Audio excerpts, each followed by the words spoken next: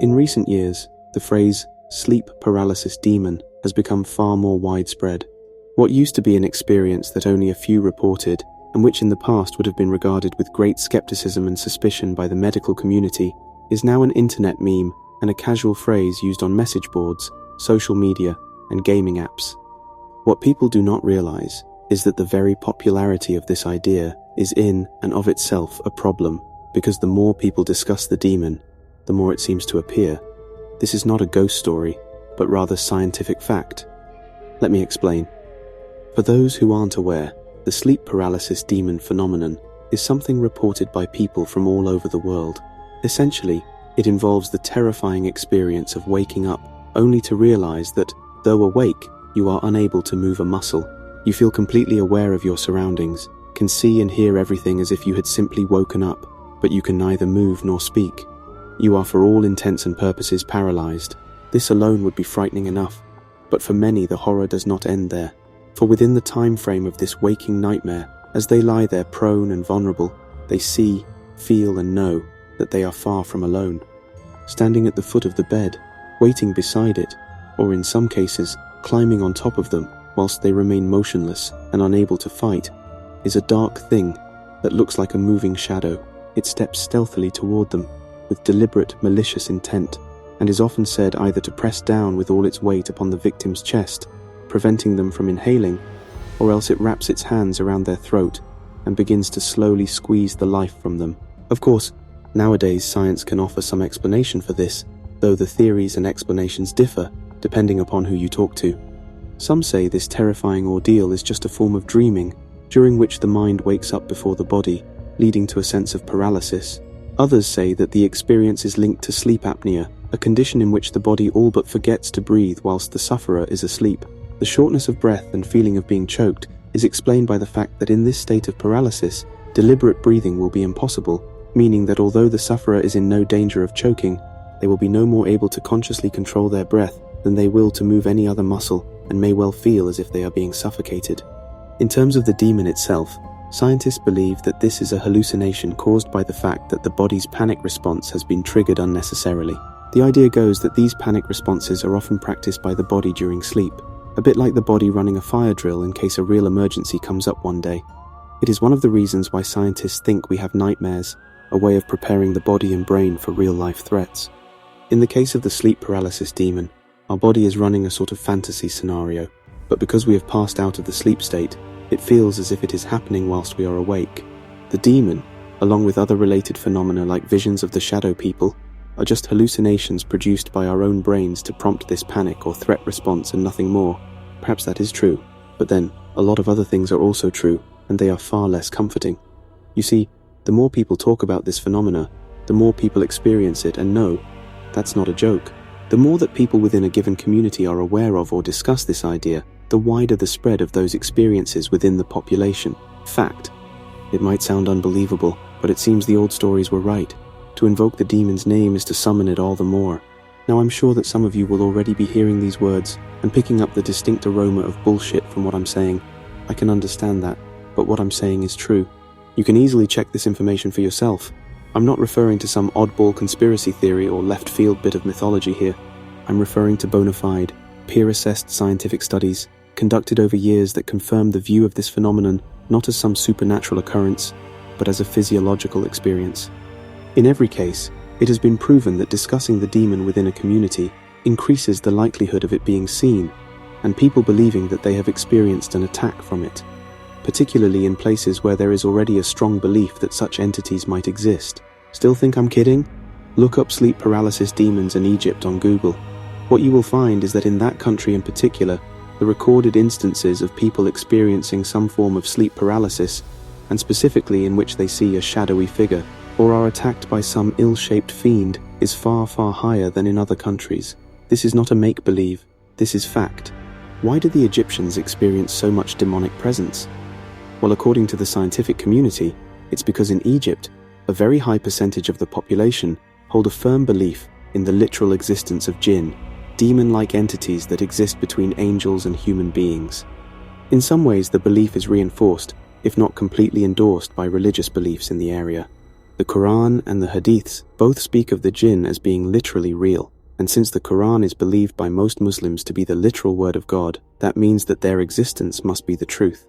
Since much of the population can be said to have a belief in jinn or demons, it follows that they will see them more often. But it is not clear why they should suffer what is a legitimate physiological reaction more often. That part does not make sense. Nor do the findings submitted at several international conferences in 2018 on precisely this topic by researchers from the Cairo Institute. Findings supported by evidence that was subsequently ignored, buried, and eventually dismissed altogether, despite there being a number of leading academics speaking in support of the evidence and swearing as to the reality of the footage they submitted. The experiment centered around a young man named Nabil, who along with a number of other subjects, volunteered to be monitored over a period of several weeks in a specially constructed sleep clinic at the institute. The object of the study was to observe the physiological reactions of sleepers during bouts of sleep paralysis, and to measure whether indicators like respiration and heart rate would correlate with maps of brain activity at certain points during the patient's sleep. Nabil, who had encountered his sleep paralysis demon numerous times throughout his teenage years and early 20s, was revealed later to have a firm belief in the existence and physical presence of entities like the jinn, and to have believed that his own problems with sleep and paralysis could be attributed to the actions of one jinn in particular. The incident that made Nabil's case famous came during the second week of his time at the clinic. Having gone to his bed as normal, with various electrodes and small monitors attached to his person, Nabil at first struggled to get off to sleep. However, around 2 a.m. he slipped off and fell into what could objectively be recorded as a deep state of REM sleep.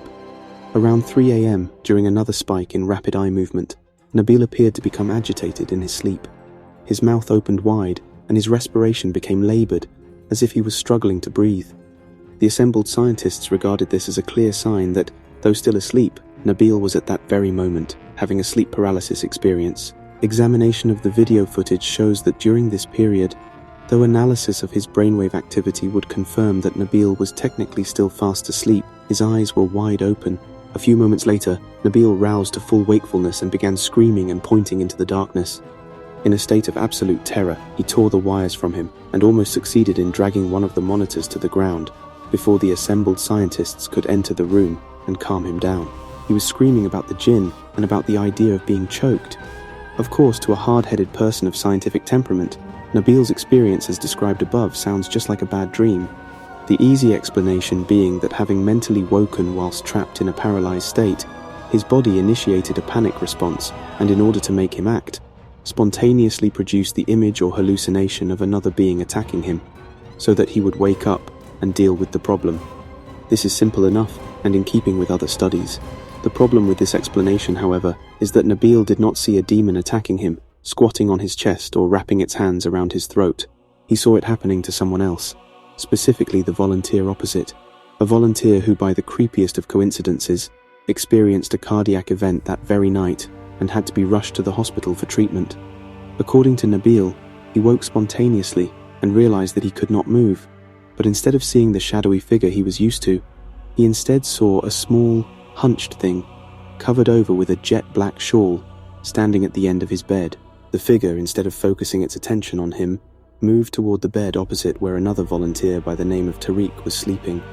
According to Nabil, the creature climbed slowly onto the bed and literally stood upright on it, between Tariq's feet, before stepping onto his chest and squatting down upon it. Unable to move, pinned to the spot but silently screaming in terror, Nabil tried to warn the others but could not. Instead, he was forced to watch as the thing lowered its covered head toward Tariq's face and rather than choking him as other stories had reported, instead pressed its face to his mouth as if kissing him. It was, Nabil is reported to have said, as if it was sucking the life or the breath directly out of him. Again, all of this could, perhaps be written off as a vivid and clearly terrifying nightmare, were it not for the fact that the interior of this room was being filmed throughout. Looking back at the footage after Tariq was taken to the hospital, the researchers found that at the exact moment that Nabil's agitation spiked, the precise second at which they would have predicted he was experiencing paralysis, the footage of the room shows a strange black shadow, like a column of thick dark smoke, hanging vertically over the chest of the man in the bed opposite. Of course, this footage, shown at a number of prestigious conferences, was at first dismissed as a fake. Then, Since there was no way of proving what this strange shape actually was, written off as a coincidence, and the film as irrelevant. I don't know about you, but that footage sounds very relevant to me. In 2023, some of the same researchers put in applications to work with a number of major American universities to investigate this footage and how closely it lines up with the biological data taken at the time. The project also suggests further tests with volunteers both in the United States and Egypt. There is no word as yet whether funding will be given or when the project itself might take place.